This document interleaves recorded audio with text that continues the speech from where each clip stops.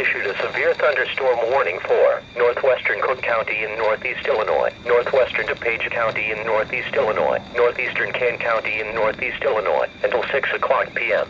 At 5:22 p.m., a line of severe thunderstorms was located along a line extending from Carpentersville to 6 miles northwest of St. Charles and moving east at 40 miles per hour. Hazard, quarter-size hail and 70 miles per hour wind gusts. Source, radar indicated. Impact, hail damage to vehicles and crops is expected. Expect considerable tree damage. Wind damage is also likely to mobile homes, roofs and outbuildings. Locations impacted include Carpentersville, East Dundee, Elgin, Hoffman Estates, Schaumburg, Palatine, Carroll Stream, Rolling Meadows, Roselle, Wayne, Bartlett, Streamwood, Inverness, Hanover Park, South Elgin, Barrington Hills and South Barrington. For your protection, move to an interior room on the lowest floor of a building.